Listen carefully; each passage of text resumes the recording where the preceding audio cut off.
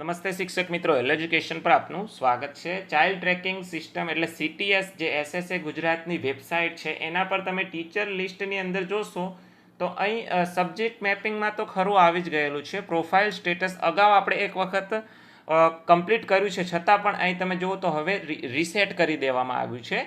એટલે કે તમામ ટીચરની જે પ્રોફાઇલ છે ફરીથી આપણે સેવ એન્ડ નેક્સ્ટ એટલે કે અપડેટ કરવાની છે.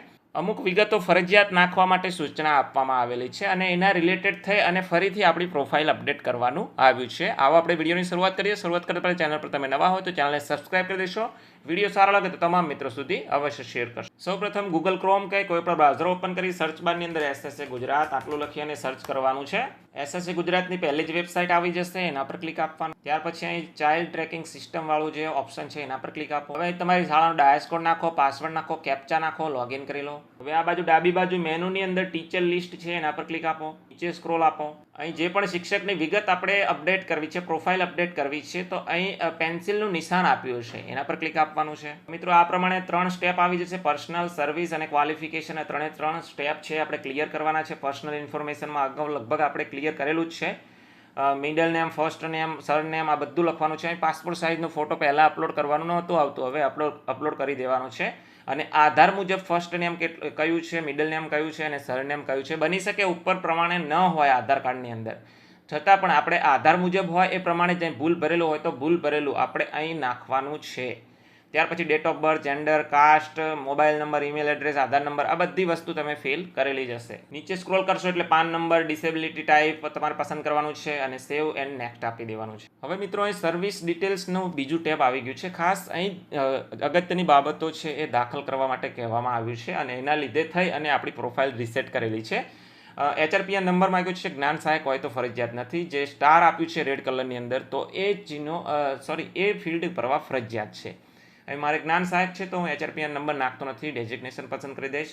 નેચર ઓફ અપોઇન્ટમેન્ટમાંથી જે લાગુ પડતું હોય સિલેક્ટ કરી લેવાનું છે. ટીચર પોસ્ટમાંથી જે પણ લાગુ પડતું હોય સિલેક્ટ કરી લેવાનું છે. અહીં જ્ઞાન સહાયક માટે ઓપ્શન નથી આપ્યો તો પછી આપણે ટીચર પસંદ કરી શકીએ છીએ.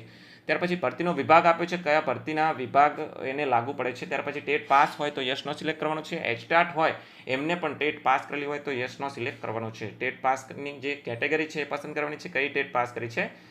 ટેટ યર એટલે પાસિંગ વર્ષ અહીં લખવાનું છે. ત્યાર પછી ટેટનો સીટ નંબર લખવાનો છે. પહેલી વખત શાળામાં દાખલ તારીખ લખવાની છે અને હાલની શાળાની અંદર દાખલ તારીખ લખવાની છે. રિટાયરમેન્ટ તારીખ લખવાની છે અને જિલ્લા ફેરની તારીખ લખવાની છે. જ્ઞાન સહાયક હોય તો એમને લાગુ ના પડે તો આપણે સિલેક્ટ કરવાનું નથી. ત્યાર પછી અત્યારની સ્થિતિ શું છે, શાળામાં હાજર છે કે બદલી થયેલ હોવા છતાં છૂટા ન થયેલ હોય તો એ પણ લખવાનું છે. નીચે સ્ક્રોલ કરશો એટલે જે પણ ક્લાસ લાગુ પડતો હોય ટીચરને એ સિલેક્ટ કરી લેવાનો છે અને નેક્સ્ટ આપવાનું છે. હવે મિત્રો ત્રીજું સ્ટેપ આવી ગયું છે ક્વોલિફિકેશન્સ માટેનું. તો તમારે અહીંથી ક્વોલિફિકેશન પસંદ કરવાની છે. એવી રીતને ક્યાં સુધીનું તમારે એકેડેમિક ક્વોલિફિકેશન છે એ પસંદ કરવાની છે. અહીં પ્રોફેશનલ છે, અહીં એકેડેમિક છે. ટ્રેન્ડ ફોર ટીચિંગ CWSN એના માટેની ટ્રેનિંગ લીધેલી હોય તો યસનો સિલેક્ટ કરવાનું છે. ત્યાર પછી શિક્ષણ અને ટ્રેનિંગ તમે કમ્પ્યુટરની તમારી પાસે હોય તો યસ સિલેક્ટ કરવાનું છે. ત્યાર પછી ડેઝ ઓન નોન ટીચિંગ અસાઇનમેન્ટમાં તમારે ડેસ લખવાના છે. ત્યાર પછી છેલ્લે સેવ એન્ડ કન્ફર્મ પર ક્લિક આપવાનું છે. ડેટા અપડેટેડ સક્સેસફુલી મેસેજ આવી જશે, ઓકે આપી દો. પ્રોફાઇલ સેવ થઈ જશે એટલે તમે જોશો સબ્જેક્ટ મેપિંગની સામે સાઈડમાં તમે જોશો તો પ્રોફાઇલ સ્ટેટસ છે ત્યાં પણ ખરાનું નિશાન આવી ગયું છે.